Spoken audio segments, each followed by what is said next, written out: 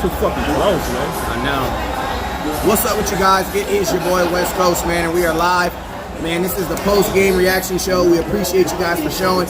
We wanted to start the phone over and stuff so we can get you guys some good service. Don't try to do it on the camera.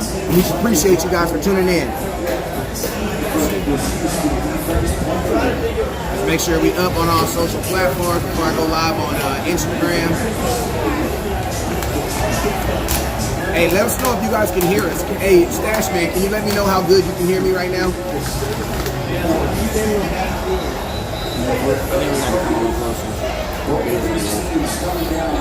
We'll just turn it.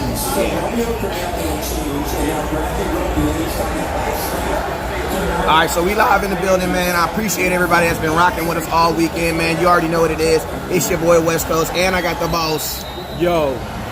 Hey. So today, man, I ain't gonna lie. Hey, and look who photobombed us. Oh, yeah. Hey. Why? Well, hey, man. Here. The official. Referee with a whistle. Gangster with a pistol. All right, man, let's get to what we came here to do, man. Let's talk about these goddamn Cowboys in this game. What's up with you, Buddha? What up with you, Kevin? What's up with you, Mike Luna? What up with you, Robin? Hey, you guys remember, until Tuesday, I can't share anything on Facebook, so make sure you guys support the page, as you guys always do. So I'm kind of just reminding you of the obvious. But hey, man, let's get here. Hey, we got a victory win. We got the dub today. So for 3-0, can I get everybody in here to share the video 3 times? That sounds fair, right? That's super fair. 3-0. We 3-0. Can I get 3 shares? Shout out to this dude, man, Miami Dolphins fan. He just rescued a Cowboy fan who was about to get arrested because he was drunk in public, and he poured some water on him and woke him up, man. So shout out to this Miami Dolphins fan in the background. That was the only good deed y'all did today. Yeah. All right, we gonna edit that out. Hey, do you guys know that Ryan Tannehill used to be a receiver in college? Yep, I appreciate you. Hey, man, let him do his show, man. Thank you, though. But hey, man, you guys already know what it is, man. What's up with you, Steve? What's up with you, Michael? What up with you, Michael Leffy? What up with you, David? Boss, you ready? Got me focused on Anthony Brown. I know we see what you're saying. I saw that. I mean, that lets me know he watched the video. Yep. 3 shares done. 3 shares done. If you can't share, tag 3 Cowboy fans. How about that? We just do that. Call it even. All right, so let's get it popping, man, and let's get right into this Cowboys versus Miami game. I'm gonna be honest with you guys. I'm gonna talk about this Cowboys versus Miami game, but I'm gonna keep it real with you guys. I'm gonna do the exact same thing I did last year when the Cowboys beat a team right before they played the Saints. I'm gonna watch the film for 1 day, and I'm moving the hell on. You wanna know why? Because I just watched the half of the last end of that Saints game, and I'm sorry. Teddy B looks very comparable. He looks very comparable. So that Saints game just got realistic because I ain't gonna sit up here in front. We're gonna talk about some Cowboy talk, but I was not thinking they were gonna go into Seattle and beat them. Just being 100. But I will say you this. What did I say? And what did you agree? We both said this, actually. I'm gonna stop saying it, but you know what we talked about? Coaching. Yeah. Sean Payton got that boy ready, man. So, like, if we want to, I'll skip to the Saints now. I mean, so it's one of those things that, like, yeah, because we have to. We gonna talk about this Miami game, but we gonna talk about it today, and then we moving on. It's just one of them games that we got next week. We moving on. Go ahead, boss. Since you start talking about the Saints, I want to say one thing about the Saints, go ahead. just real quick. Talk about Teddy B too. One thing about the Saints, they look for real. Again, is when you think about Teddy Bridgewater, you know the fact that he's a former first rounder. And he, took Minnesota before to the playoffs, so he's very comparable. He's very, very capable. He can do it, so he can win. Plus, you have real good coaching, so it's something that I was actually happy surprised to see Seattle kind of get stumped today. But it's also kind of like a good fair warning to us that we have something to work on. So when you think about us versus Miami was just kind of like a good debut of what's to come. And I also feel like what we did with Miami is we held a lot of stuff back. I mean, because, if you think about it and you look at Miami, sometimes you'll get upset. Yeah. Because we saw a flat first half. Yeah. And when we saw that first half, it left most of us down and wanting more. But it's super hard to be motivated in a game like this, West Coast, in my opinion. Yeah. When everybody telling you, y'all go blow these boys out. Shalom. Right? So they played flat, and to me, I'm going to just take the positive side, which is this. When you come out and you dominate a team on a bad game, that's still good. I feel you, but I don't wanna piss in the yoga. I don't want to do that. But I want to know. So I ain't gonna dominate is a big word. That's all I'm gonna say. Dominate is a big word. 33-6 is domination. I don't know about domination. I will say this: we beat this team, but You're right, I will say dominate this. is big. That's super You know, big. if I'm the Miami Dolphin, I definitely feel all the way into the third quarter that I had a chance in this game. The type of game that we were looking for and the type of game that we prepped you guys for was a blowout. Now, I'm not saying that we didn't do our job today, because I definitely believe that we did our job today. We got the 30 points that I say we need to always get. True. We did get the 30 points. Right. But this is a team that you could have gotten 40 on. It's a team you should have gotten 50 on.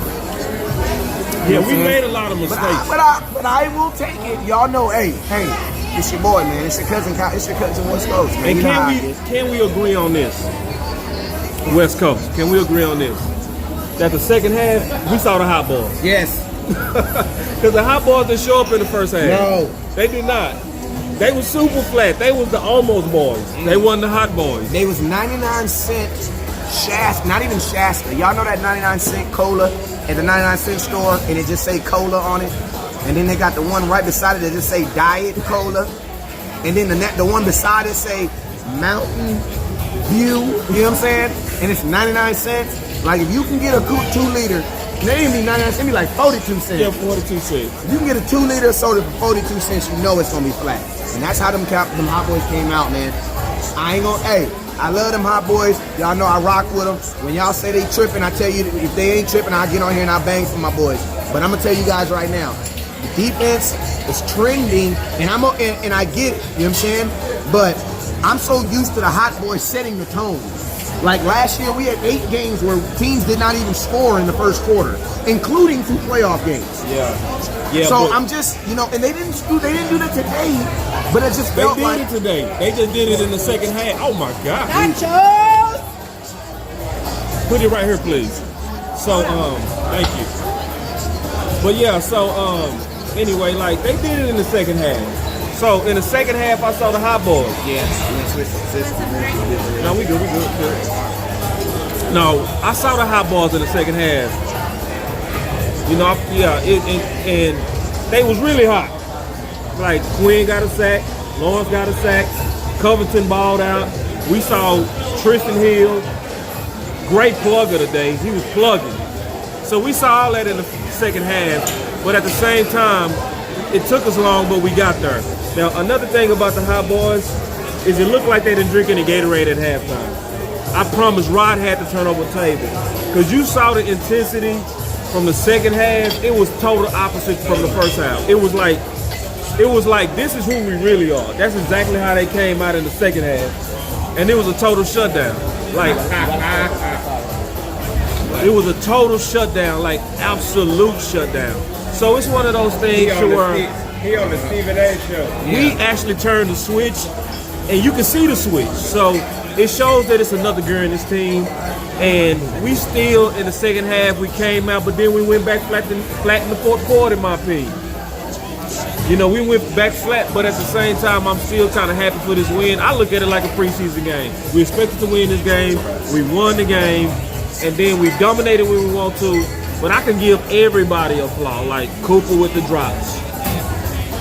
And then I'm sorry. Dak over we gotta talk about that. Let's talk about it. Because you know what? There are 1,000 shows that you guys can watch today that are just going to talk about all the... And we're not going to piss on your parade because you're going to... Hey, Victory Monday is still coming. No matter what we talk about, Victory Monday is still coming. So we can still critique things and look at things. You know what I'm saying? Look at things in a proper perspective. And this is my thing right here, right? This is my thing, right? Is to the point now I feel like Amari Cooper is I'm not saying he's dropping a pass a game, but it feels like that at times.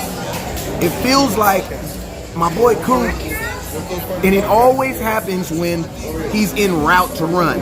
Basically, when he sees that he has a player or someone open, you can 100% tell he grabs the ball and he's gone. You know what I'm saying? And I want Coop to slow it down just a little bit.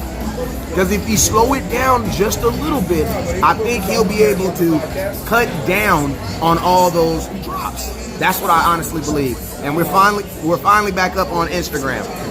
You know what I'm saying? So I think Coop just needs to really, not necessarily slow it down as far as what he's doing as his movement, but he needs to slow the mental process of it down. Because what he's seeing is green grass. And when you see green grass, you see touchdown. When you see touchdowns, you see that money. You know what I'm saying? So I need Coop to slow it down, man. Just slow it down just a little bit on in and out of those breaks, man. Because if he's able to knock that out, along with also being the receiver that he is, then Cooper's gonna. I definitely think that Coop has the ability to be one of the better wide receivers in the NFL. You know what I'm saying? Which I believe he already is. But he has to get this stickler away from him, because you guys got to remember, Coop led the NFL in drops in 2017 before we brought him into the Dallas Cowboys. So I don't want to see any resemblance. I don't want to see any resemblance of anything that's anything from his past. You know what I'm saying? So get on that jug machine, do whatever we got to do. You know what I'm saying? Because you trying to get paid like a guy who does not drop balls. And it's just drops on the most dumbest times, you know what I'm saying? So my boy Coop, I love you, and I'm gonna tell you why I don't even trip. One thing I do appreciate about Cooper is every time Coop makes a mistake, he 100% cleans it up. 100% cleans it up. You know what I'm saying? He reminds me of my kids almost. You know what I'm saying? Whenever my kids I can always tell when my kids did something wrong, is because when I come home, the entire house will be clean. The whole house will be clean. Baseboards, everything will be clean. You know what I'm saying? So, Cooper, I love the mentality. I love the mentality that you bring off as far as getting back in the action and making sure that you always make up those plays. But at the same time, man, we gotta make sure that we always looking that ball in on each and everything. Yeah, I give Cooper, because you know what? I'm gonna be all the way honest about Cooper. With Cooper, we have to a degree, almost expect drops. You have to expect drops of Cooper. And it's just kind of what it is for right now. Like, we've been seeing drops out of Cooper. Cooper has a reputation of drops. Yeah, I know. So, like, it's almost like you gotta almost eat it a little bit with him. I don't gotta eat it. No, I know you ain't gotta eat it. I'm not eating nothing. He need to fix that. You know what? You right. He need to fix that. No, you're right. That was a pass that I shouldn't have given. Yeah, like, what are you talking about? Like, yeah, you're right. No, you're right. Like a top, you can't have that type of stickness on you, bro. You can't have that. You know what I'm saying? Yeah. Especially, like, imagine if Dak was out there, just widely missing passes. Like, I was almost getting ready to give him that because of this reason. It's consistent with him. Yeah. It's a history of who he's been, right? It's a history of who he's been. Like, anybody that researched him from like Oakland to now, he had more drops than Dez Bryant. Now, we wanted him. We saw him ball, but it came with drops.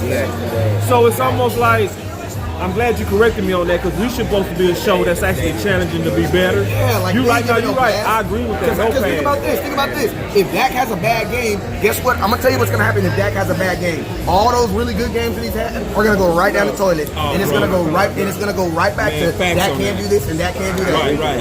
And it's almost like people are itching to do that, I would say, because obviously I'm in a lot of groups like you, right? Yeah. And we do it because we like to talk sports and ball. But at the same time, one thing I keep seeing from a lot of our fans, this is consistent. Whenever Dak starts slow, which is pretty much all the time, everybody know if you've been watching Dak that he don't come out in the first quarter hitting on all cylinders generally, right? And so when that doesn't happen, you always see this kind of flood of people that's down him in the first half. When everybody that know his pattern is what? He balls in the third and fourth quarter. That's like should be consistent. You should know that by now. unless you kind of elementary fan on that. But maybe you're not. Maybe you just didn't see the pattern. I see the pattern.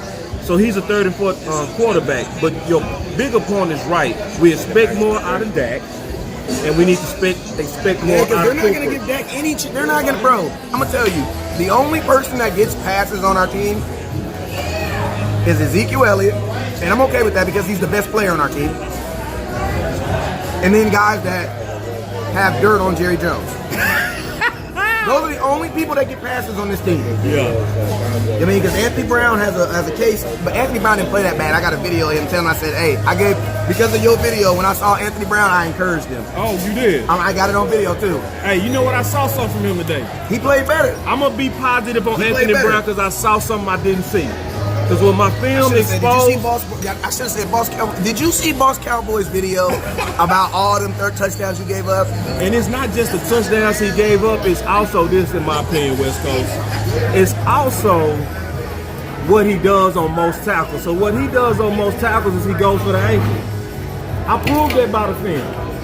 That's what he does the most. But you know what he did today? Because this is what a lot of people don't know about Anthony Brown. Did you know that he bench pressed 225 19 times in the combine? That's good. That's strong. That is. You guys know that Ryan Tannehill used to Hey be a man, wide receiver? That's not nice. Yeah, so look. so yeah, he bench pressed 225 19 times. That's strong. You know, that's real strong. And when you are strong like that, that's why you saw him scoop that receiver and dunk him today. Yeah. That was a nice tackle by Anthony Brown, man. That was like real life good. So what my film want to do and what your film want to do, West Coast, when we show film, we just want to show the truth. Yeah. The truth up to now has been consistently that Jordan Lewis is the better player. It's still some things that made you scratch your head today on Anthony Brown, like they got another conversion on him on fourth down. That's 3 games in a row that this has happened, right? So there's times to where we can get off the field if he can stop his man. Yeah. And can I defend him just a little bit? Yeah, of course. I'm a quarterback. It's fourth down. I know I'm throwing the ball. Who am I picking? I'm picking Anthony Brown. Okay, so right now, the film says if I'm an opposing quarterback, to pick on him. Yeah, especially in the fourth down. So it's like he's gonna get more opportunities. Got you. So until he intercepts one, Right. they're gonna just keep on throwing at him. Right. So that's why you're gonna see more. And that's just real. He doesn't have the same. There's more of a chance that they're going to come at him on fourth down Right. than anybody else because he's the weaker link. Until he shows not a team, because the team changes every week. True. He has to show the NFL That he's not the guy you that got me messed up. Exactly. That In you got me a effed better up. way of saying it, in a more gangster way of saying it, that you basically got me messed up. Yeah. If you come at me, He has to change I'm that, gonna Brandon. I'm gonna make a play. So what I'm can gonna he do be to the, change that? Yeah, what can he do to change that is kind of build on what he did today. Yeah. If they gonna go ahead and start him, I just want the best version of you. I don't want the version of what we've been seeing. Because what we've been seeing, if you watch the film, and I showed the film, you can go to Boss Cowboy Sports on Facebook especially, you'll see the film. It's posted. One is 30 minutes, one is 10 minutes. That's just film. What it shows is that he goes at the ankle, regardless of the size, West Coast. But what I saw today is I'm going to make the tackle. I'm going to be the one that's going to lift you up, Mr. Receiver, and I'm going to dunk you because I'm actually strong. Show that you're strong. And if you're strong like that, all of us that have our opinions against you would then be for you. And it's just as simple as that. One thing I want to pivot to real quick, since we're talking about kind of picking on people, one thing that's clearly happened to me, not to me, to me, what I saw clearly, is they was picking on the Wolves. They was going at it. And I'm going to tell y'all something. I got some inboxes about a Woozier too. I did. Let me get something. I got some inboxes about a Woozier too. I did. You know what I'm saying? But you know what, man? This is my thing, right? I don't expect my corners to be perfect. You know what I'm saying? There's only one Jesus Christ. So there's only one perfect being in this earth. He don't play cornerback for the Dallas Cowboys. So I'm okay with mistakes. What I am not okay with is the exact same thing I say in my house. Repeat offenders. Repeat offenders are the ones who get in trouble. You know what I'm saying? If you can, why? Because as a parent, as a coach, I'm going to be showing you the things that you're doing wrong. So as long as someone is showing him the things that he's doing wrong, he should have the opportunity to improve. And definitely think that Anthony Brown improved. And when I saw him today, I told him. I said, hey, man, keep rocking that chip on your shoulder, man. It fits you. You know what I'm saying? I'm glad you did that. Because when you see a film like mine, you'll think that we're against Anthony Brown, right? Yeah, I got it on video. Yeah, but you see what I'm saying? You'll think, oh, we don't like him. No, we just want you to make better plays. Like another thing we want you to do, obvious, is that ball that was floated up to Anthony Brown, that should have been intercepted. Bro, the whole team needs to intercept the ball. Oh my God. Yeah, we are leading the NFL in almost interceptions again. I would say almost across the board. Oh my God. Like, cause this was almost day in the first half for sure. It was almost everything. Almost sack, almost pressure, almost. It was almost. You could have caught that. That would have been a touchdown. If you would have just put that ball down a little bit more, that you would have had a first down when you was, going. You threw it high one time. It was just almost in the first half. It was just almost a world. It was just. Yeah. Can we take a commercial break real quick and shout out Cowboys Packages, man, for putting us in this position this weekend. We appreciate you guys so much. Cowboys Packages, make sure you go hit them up on Instagram. If you need the latest package for the home games, Dallas Cowboys, hit your boy up, West Coast. I got you. Hey, we're gonna do an abrupt subject change real quick because there's some people out there. And I'm sorry, I got to do this. It's not even Cowboy related. Do it, bro. Some of y'all need to inbox Taco and say, hey, Taco, I was just in my feelings. I love when Jerry Jones try to put narratives out there and the narratives get smacked in his face. Okay.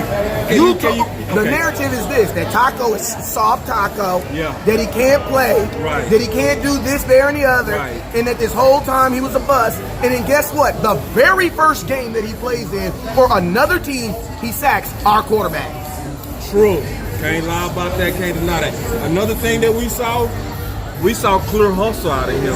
You saw a play, so basically what you saw is a player that they didn't sell us. Because the player that they sold us was a guy was lazy, soft, didn't hustle, and couldn't get to the quarterback. That's not what I saw today from Taco Charleston. So, this is one of those times in life where you get to decide, are you going to keep believing that Santa Claus believes, and Santa Claus exists, and you go to the store every day and buy them damn gifts. Yeah. Are you gonna keep on believing that Santa Claus is coming down the chimney, and you go to work every single day and buy all them damn Christmas gifts? You're gonna keep on believing that. And the challenge of this show is this, in my opinion. Scout, serious Cowboy fans out there in Cover True. That's it. That's what it's about. Are you gonna use your eyes or are you gonna use your ears? Yeah. Are you gonna use your ears from propaganda or what they want you to believe? They sold us, bro. Or are you gonna use your eyes to determine what you really see? It's really all about what do you really see. So if you really see what I saw today. I saw Taco could help this team. That's what I saw. Yeah. I saw Taco could help this team. That's what I saw. And another thing that I would say that's like kind of very clear to me is the old narrative that's been historically true. Because all the NFL teams say this and have this. Every one of them have this and say this. This is for sure. You cannot have enough what? Corners, and you cannot have enough what? Pass rushers. But we decided to divorce that narrative and say he might be a better fit for another team. I'm also be equal on this and say this. Pick you pick, bro. But check this out. I want to be equal on this too, because I want to be all the way down the line balanced. I'm gonna flip to the front office point of view as well and say this. There's evidence that Taco has been kind of like a powder. I mean, We can't doubt that. Like, it's one thing because I saw it myself and I called it out in the offseason when Tank was enumerated. When Tank received his money, I called it out. We saw the pouting and the baby boy But he was stuff. already mad then. I'm with you, but I'm saying for being human. I saw it. Okay. But at the same time, what we have to determine is it worth not playing a player that can what? Play. So it's almost like I'm starting to see maybe a potential pattern of us putting too many emphasis on personality over play. Yep. True. Because if play A first round pick, bro, you were willing to let a first round pick go that you picked, and then he goes produces? I don't get it, bro. And think about this. When was the last time Taco played? When was the last time Taco Charleston played? Let me tell you when. About a month and a half ago. First game back, gets a sack. And our defensive line is not the same defensive line from last year. Like, we got the hot boys out there, but they're not playing. They're not able to. I mean, you have Antoine Wood standing on the sideline. You got Tyrone Crawford on the sideline with me. Like, I don't see the rational decision they made on letting Taco Charleston out of your camp. I don't get that.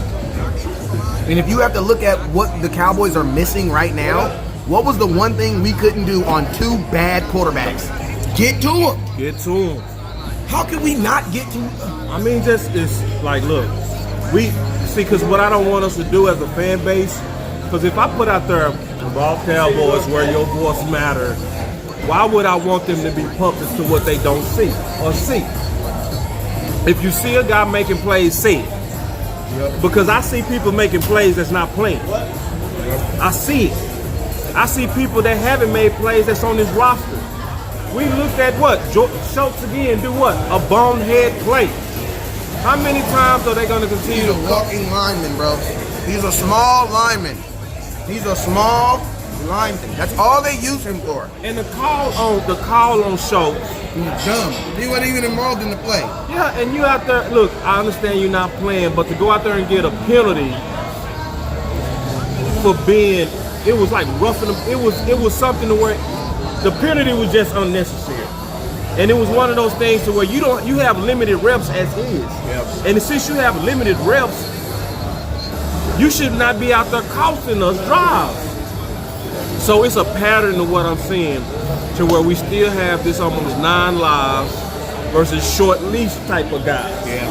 Where some guys get like unlimited chances. Unlimited lives. And you can watch other people that can help this team. On other teams. And we act like, in my opinion, we act like this not gonna catch up to us. I always say this. I want y'all to sometimes say this with me. In a game of inches, why would we give anybody a mile? Exactly. In a game of inches, why Exactly. would you give anybody a mile? Because you need sometimes that inch. Remember when we was playing the Raiders? Yeah. And they came out with a card to determine was it first down or not? Yep. That's sometimes the difference between winning and losing. Yep. Because that A fingernail. that kept the drive. That kept our drive going.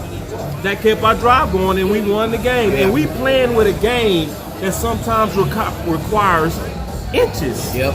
It's amazing to me. Like, it's literally amazing to me. But at the same time, we need to continue to put out there the truth. And the truth is, there seems to be a stench of politics that might haunt us. And so it's almost like this. People say, they'll listen to our show and say, well, you guys are not just focusing on the win. I do want to focus on the win. I want to focus on Dak better mechanics. I want to focus on Pollard and Zeke having 200 yards. That's awesome. But I more so want to fix what can kill us in the future. It's almost like if you see your kid playing in the street, you're not going to go out there and say you had a good report card. You're going to go out there and say, man, stop playing in the street. Because if you say quit playing in the street, you're trying to protect their lives. Yeah. And it's like if we said we want to win 6, why are we protecting those that's putting those 6 at risk?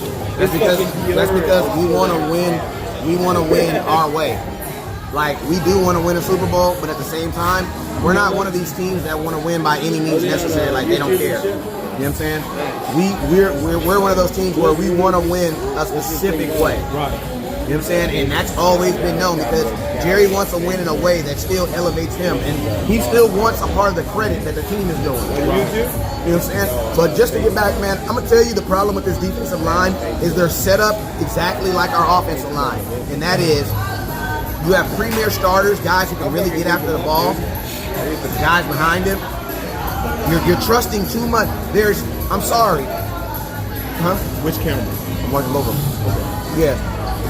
I'm sorry, but I just think our defensive line in this year, there's too much need of a defensive line for you to be counting on a Tristan Hill, who was really like. I don't know, man. No, you right. Like if I saw our 97 and I saw their 97, and I'm like, I tell you what, Like Antoine Woods needs to come back, bro. what I saw about our 97. Tyrone Crawford has to come back, bro. These guys have to come back. Yeah. And that's a good point They you're have making, to though. come back, bro. And see, I like that you're saying that because you're saying our guys have to come back, right? But the good thing is that we playing good with them out. So when they come back, it's like, how do we not get better? I just don't see how we don't get better, West Coast. Another thing that I honest to God see, and I'm being dead honest about this, I like almost because almost is close. Yeah. Right? So when you say almost, we are real close to being the premier hot boys that took us to 7-1 when we was on that 8 winning streak the last 8 games of last year. So like I see almost, but that almost is gonna get us there. Because we saw the hot boys in the second half. That's no doubt in this world. We saw them boys. Yeah. We saw them clearly. They had a motive. They was anxious. They was mad. They was angry. They didn't give Rose at any time. Yeah. And I loved it. I do want to spin on one more thing on a quick subject abrupt change. On a major positive, that's super positive, that everybody needs to, if you drink, if you pray, whatever you do to feel better, go do it right now. Yeah. Because I'm going to tell you something. Boy, that offensive line. Woo! Like, we spending a lot of time talking about Pollard and Zeke 200. Look, we was running at them when they knew we was running. Yeah, we did. And those holes were big. The only they was not even. offensive line was Connor Williams' penalty. You know, Connor Williams' penalty. That's the only thing. That's the only thing. Yeah, right? and I'm gonna be from my eyes. I didn't see the penalties that they called on us. I didn't see the Tyron Smith holes. I didn't see the Connor Williams holes. I didn't see it. Like somebody else might say they saw it. Maybe I missed it. But from my eyes, calling it like I said, I think they kind of got over us on a little bit on some calls. I think they was a little bit tacky on a couple of calls. Yeah, I was watching the play, the actual live play as it was happening. So since I was watching the play while it was happening, I didn't see the whole either. I'm gonna go back and watch the film. I can watch the live game tonight, so I'll definitely be looking at it. But it'll be on the All 22. But I know it was, it's crazy how the Dallas Cowboys, man. We go through a season where we get no holding calls. And what I also think is you know how Shaquille O'Neal used to always get called for penalties, and it's because he would just go dunk on people and it would look so horrible and so dramatic. And he's like, oh my God, like you gotta call a penalty on that. And I think sometimes these guys just straight up dominate these guys, and you throwing these guys around. And I think sometimes they just be like, oh yeah, there's no way he could have did that by himself. He had to have been holding him. You know what I'm saying? So That's so true. So that's what I believe as far as the offensive line. I'm gonna be honest with you though. This is a better offensive line than last year, and by that I'm perfectly fine. It makes me wonder what Dak would have did last year if he wasn't averaging 4.5 sacks per game. Oh my God, bro. Because he had 56 sacks last year. Think about this. Dak is averaging 56 touchdowns, and he's on trend to do 56. And that's from what? Getting 3.5, 4 touchdowns a game. Take that same number. That's 4 sacks. Imagine getting dropped 4 times. And now think about this. Now look at the difference in Dak's play when he's not getting that pressure. He's still getting pressure though. I just also think too, what I'm seeing from Dak a lot too is he's making better decisions in his evasion of sacks. Because sometimes Dak would almost like put the ball down and almost like run right into the sack. Yeah. Like he would literally just run right into the sack. Like, bro, what are you doing? And it definitely you can tell that somebody's worked with him on, or not even worked, maybe just more cognizant. No, they worked with him, bro. Yeah, now, because that's one thing I gotta really disagree. Go ahead though. Yeah, it just seems like he's more cognitive of where he is on the field. His go-to move used to be that Romo spin move. Exactly, which you not and you can't do that. That's the Romo spin move anymore. And I'm gonna tell you that the drawback to the Romo spin move is at some point you're looking the opposite direction. Yeah. You know what I'm saying? Yeah. So you can't be doing that all the time because you're turning your back on the opposite direction. And once he turned around, he would just run right into the sacks. That's why they charge. I mean, I did because I watched all his sacks. But I charged 14 sacks to Dak last year out of those 56. I charged 14 of those to him. And Dak took a sack today. He did. He didn't have to take. He took a sack today. He had 100 seconds on that. Ran to the sideline and just took the sack. I ain't gonna talk about that one. Oh yeah, Taco? Yeah. I mean, I'm gonna tell you like this, man. If Dak really did let Taco sack him, he's really worth $40 million. Yeah, because that's a real homie. Because that's a real homie, bro. Like, and I'm gonna be honest with you, that type of guy I want leading my team. Yeah. Because that's the type of dude that said, you know what? I ain't forgot you. I ain't forgot you. And even though someone else may do you right, You still my you boy. still gonna know I did That you show right. loyalty That to shows everybody. loyalty to everybody. Yeah. And I'm gonna tell you right now, you know, those guys in that locker room, they know if Dak really took that sack or not. They know. And guess what? Everybody in that locker room here had some type of slight ties taco, just looked at Dak and did this.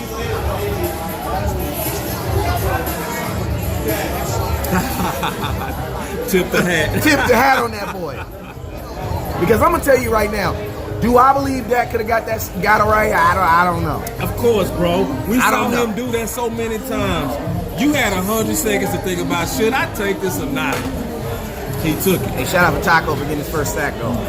I mean, shout out. And it was a good game by him. Yeah, Taco played, and it's crazy that I'm up here talking. We up here talking about more. I mean, Cowboys. Let me see some standouts. What do you think about Ezekiel Elliott? How did Ezekiel Elliott play? Oh, my God, bro. First of all, very, very good. Yeah. Well, let's talk about the running back core in general. Zeke and Tony P. All right, so look. If I'm talking about the running back core in general, this is one thing I'm going to first start with. Shout out to Jason Garrett, Barry, and Kellen Moore. Because the overall game plan, I like to see personnel management, not even just good play. Yep. And we saw personnel management. Yep. Because we got to remember, we're ramping up Pollard. Yep. See, because we don't never just throw our starters out there unless you're a real true dog. The only true dogs in the last 5 years that came in as instant killers was Dak and Zeke. Yep. That's it. But everybody else is going to be on a normal pace of progression and career progression. That's why you don't see Donovan Wilson playing a lot. Right. And Thompson played good. And Tristan. Yeah. So it's one of those things to where we're also witnessing good personnel management since we're talking about running backs. And what I like to see is this. Less Zeke, more Pollard, especially when we're in control of the game, because Zeke is now a long-term asset. Zeke is not a rental anymore. I like the way they did that today. I love the way they did it that. It was personnel management that was planned and executed. Like the fact that they came out in the beginning of the second half, and we know Zeke was rested coming out the second half, but who did they start it with? Pollard. And they came back. But see, that's what I was yelling at the other day when I was like, yo, stop using Tony Pollard as a backup running back to just give Zeke a break when he's tired and use him as a freaking weapon. That's what you drafted him for. You drafted him to be a weapon, not to be a relief. And I like that they ramping him up. Yeah. Because if we think about it, remember what game in Zeke rookie year did he really take off? Zeke really took off the Chicago game in 2016. Week 3? That was week 3. What are we in now? Week 3. So what did we see from Pollard? His first touchdown, significant carries. We saw him actually like, we trust you. We wasn't lying to you when we said we can see you. Actually. And think about this. Despite what we're saying about Zeke and his holdout, think about this. Zeke is still on pace to have the best season of his career. Right, and use less. And think about that. Think about this, right? This is damn, I just thought, wow. That's something to think about. Yeah, they managed it well, man. Think about this. Zeke is actually, it probably feels like your Zeke is playing less, but he has more yards now than he has at this point of his career than any other year. So someone told me, oh, Zeke is not going to be the rushing leader this year. I'm like, yeah, he will.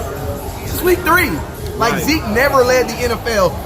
Think about this. In 2000, the only year that he led it through all the way through, but he didn't even do it his rookie year, because his rookie year he got benched in week 2. Right. So Zeke has never led the league in rushing the entire year. Right. That's not him. I'm going to say a parable real quick, and I know you're going to feel me because you go to church. Okay. Just want to close the table. Okay, one thing that we saw for sure. One day that Jesus was picking corn, right? And it was on a Sabbath. And he had a dispute with a religious man. And in the dispute, Jesus let him know, I made the Sabbath for you. Yeah. I didn't make it for us, for God to be basically. I don't need the Sabbath. I don't need the Sabbath, I'm God. Yeah. Meaning this, which is super important. It shows you how important rest is. It shows you that sometimes all of us, even in life, we need a Sabbath. And that's what happened with Zeke. Zeke is getting a Sabbath, and Zeke is getting rest. And when Zeke coming out there fresh, he not limping around. I don't like the days of where Zeke used to do this. Yeah, we talked about that last. Yeah, like now Zeke saying, okay, y'all managing my rest. It's almost Zeke like he's back at the point where he's telling them, I want to go back in the game. right. Because And that's what all up to his career, we used to always say, I hate when Zeke is doing that. Yeah, I hate because it. that means that he's already been on the field one play too much. right. Because if he's telling you he needs to come out, that means he was tired on that last play. Yeah. So it's like we gotta credit. That's why I credited it, and I gave super credit to Jason Garrett. It's like it's almost like putting gas in your tank at half full. You know what I'm saying? Instead of Can't do letting them that. get all the way at E, Yeah. then trying to refill them, because you got to think it takes more money, take less gas. You know what I'm saying? Yeah, and see that's a plan, and that's why that's why I started with. Since you said let's talk about the running backs, you got to start with how they planned it because to come out with Pollard wasn't spontaneous. That wasn't like let's just go with Pollard, because Zeke was hot. And then when Pollard started, and I'm gonna tell you something else that's gonna make Kellen Moore a fan favorite amongst these guys.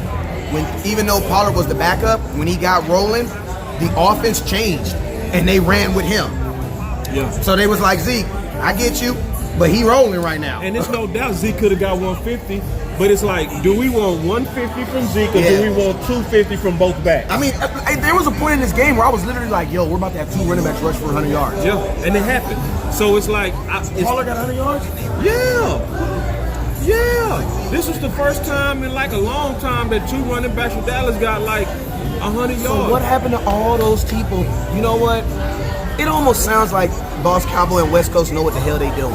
Because we said that going into that Saints game, what did we want to do? We wanted to run and dominate these guys on the run game because we wanted to show the NFL that no, we're not a passing team. And I'm not gonna steal that point from you, West Coast. We're not a run team. That was your point, and that was a good point, and it was something that actually materialized. You said this, and that wasn't my point. I disagreed with you after you talked me into it yesterday when we was going through. You could have disagreed with me. I could have, but I just want to give you credit for the original thought, because the original thought did come from you, which is because we was both saying, what do we want to see, right? And you came out and said, I want to see them actually use Zeke. Yeah. I want them to dominate the running game, and we said that for a lot of reasons. And then I ended up agreeing with you. One of the main reasons was, why show the world what we got? Exactly, if you don't have to. Yeah, like, so. Like, we didn't show Miami nothing. You know what I'm saying? We didn't show this anything. This was a very basic, it was a bland. Yeah, and you know, I love doing shows, but you know why, boss? Because I'm thinking about this. When it was winning time, what did we do? We threw the ball. Yeah. So it was like we was trying to not show anything, and then they was like, in the second half, they was like I literally knew when they went into that locker room that someone's throwing a desk. Right. Somebody was like, yo, what the F are y'all doing? Right. Okay, let's go score some points and win this game. Right. It's one more thing I want to kind of do a abrupt subject change on that I want to kind of address. What I love today was also, in my opinion, I thought I saw was actually leading with the pass and surprising the defense with the run. Yep. Because what I saw a lot was us throwing on first down. Yep. The very first play that we did was a play action. And it worked. We want to know why? Because the film says that the Cowboys run on first. Exactly. And so we use their film against them. Exactly. And that's what worked. And that's what I saw today. I saw Kellen Moore actually working against the Scott Linehan analytics. Yeah. Think about it, it's almost like you're putting film out there so that you can go right against it. Yeah. And it's like so it's almost like this. However you studied us last year, if you're using last year's tape, you might as well throw it away. Because if you try to approach us as if we're last year's Scott Linehan culture and Jason Garrett culture, you're going to get fooled. Yeah. We're going to come out and do the opposite. Hey, and I'm going to tell you guys something too, man. For all the critics that said, man, we can just stop Zeke. And guess what? You beat the Cowboys. You do that, Dak's going to light you up. And if you stop Dak, Zeke gonna light you up. That's how it's supposed to be. That's how it's supposed to be. That's how it is. That's how it's supposed to be. Hey man, but let them know where they can find you at, Boss. Look, y'all can definitely find me at Boss Cowboy Sports. Doing that show tonight too, I ain't tripping. Yeah, Boss Cowboy Sports. That's where you can find me. Go look at my film too. I broke out a film on Anthony Brown versus Jordan Lewis that I really want y'all to check out, because I'm gonna be upgrading the film as the year goes on. Because I see, if I see a weak link, I'm going to attack it. I'm not going to just let it sit there and potentially poison my team. Because that's not love for my team. It's, a lot of us just want us to be positive and just be like this all the Bruh, time. Like, look, come on, bro. You like waited 3 years. kumbaya. You waited 3 years to drop Like the film. I'm you gonna not. right. I'm gonna put my arm around you and I'm gonna just be your friend. No, that's not real friendship. Sometimes friendship is this, bro. Here's a mint, bro. Yeah. Here's a mint, because I know you like your wife. You know what I mean? And you getting ready to go home. So here's a mint, so she'll be happy to see you. I don't want to mad at you. That's a friend. Yeah. That's a real friend. So a real friend is gonna expose sometimes potential stuff. So I want you to go to my page, look at it, and also share it. Because the more that y'all see the truth, the more you're gonna share the truth. And when you share the truth, it increases the chances of the right person seeing it and making the right change. Hey, you guys already know what it is here at West Coast, man. It is your favorite Cowboy, man. I appreciate you guys for watching. Hey, man, I'm gonna tell you, we're gonna probably talk about this game for one more day, and then we're putting it away, and we're going straight into the Saints. Because you got to remember, these Saints are a totally different team with Teddy Bridgewater versus Drew Brees. Totally different team. So we got to look at them. We got to see what we can do with it. Hey, but you guys already know what it is. It's your boy West Coast, your favorite Cowboy. Never look down, because the stars up. Peace.